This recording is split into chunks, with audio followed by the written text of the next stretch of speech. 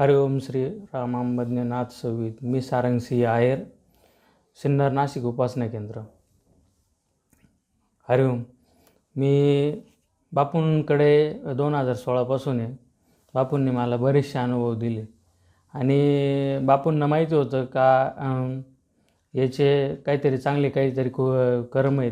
त्यामुळे त्यांनी मला 2016मध्ये त्यांच्याकडे घेतलं आणि त्यांच्या सेवेत मी आलो.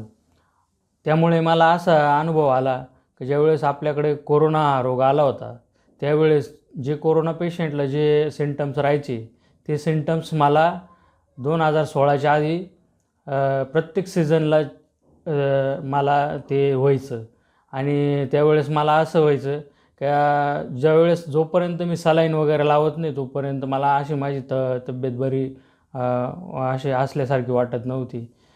पूर्ण असा कफ होऊन जायचा, हे होऊन जायचं आणि जे कोरोनाचे जे सिम्पटम्स होते ते सिम्पटम्स मला असायचे. आणि त्यानंतर कोरोना आला. 2016ला मी त्यांच्याकडे गेलो आणि त्याच्यानंतर कोरोना आला. आता कोरोना आला त्यांना माहिती होतं म्हणून त्यांनी मला 2016लाच त्यांच्या छायाक्षेत्रात घेतलं. आणि जर समजा मी 2016पासून जर या मार्गात आलो नसतो तर आत्तापर्यंत तुमच्यासमोर उभासुद्धा राहिलो नसतो. कारण त्यावेळेस जर समजा मला असा त्रास झाला असता तर मला हॉस्पिटलमध्ये जागासुद्धा भेटली नसते आणि काहीच नसतं भेटलं.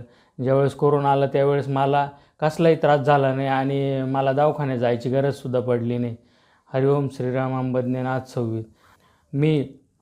माझी आई आजारी पडली. कोरोनाच्या स्प्रेडमध्ये माझी आई आजारी पडली.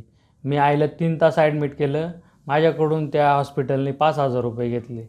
आणि मी बापूंना म्हणलं, बापू एवढे पैसे मी कुठून आणू असं. आणि आईला घरी नेलं. आईचं तब्येत तर काहीच ठीक नव्हती. बापून घरी आलो.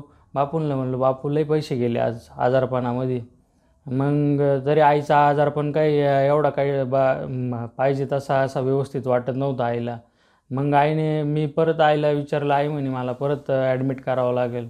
मग परत मी दुसऱ्या दिवशी परत त्याच हॉस्पिटलमध्ये ॲडमिट केलं. आईला मी 4 दिवस ॲडमिट केलं.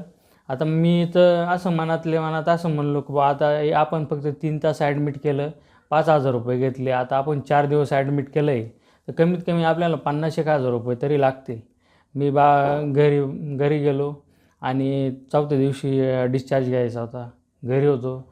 घरी बापूंना म्हणलो, बापू आपल्या आता कमीत कमी आईला डिस्चार्ज घ्यायचं म्हणजे कमीत कमी 50,000 रुपये तरी लागतील.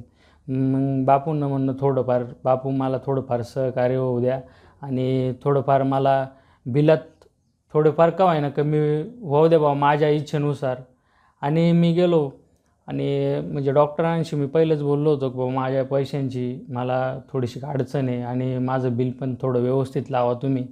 पण मग तरी पण मी अंदाजे धरलं होतं बा आता 3 तासाचे जर समजा यांनी 5,000 घेतले तर 4 दिवसाचे कमीत कमी 50,000 तरी घेतील हे मला अंदाज होता. पण मग मला असं वाटलं बुवा आपलं 30,000पर्यंत जाईल बुवा असं मी गृहीत धरलं. आणि बापूंना मी थोडं असं त्यांच्यासमोर बसलो आणि त्यांना मग थोडं विनंती केली की बुवा थोडंफार बिल मला माफ होऊ द्या बुवा असं. आणि मी गेलो डिस्चार्ज घ्यायला. डिस्चार्ज घेतला आणि त्यांना म्हणलो बा आज मला डिस्चार्ज घ्यायचा आईचा. तर ते बोलले ठीक आहे डिस्चार्ज घेऊन टाका म्हणे तुम्ही. मग मी त्यांच्याकडे बिल मागितलं तर मला हॉस्पिटलचं बिल 4 दिवसाचं 15,000 रुपये बिल आलं आणि 1,700 रुपये मेडिकलचं बिल झालं. हरिओम श्रीराम अंबज्ञनाथ सवित.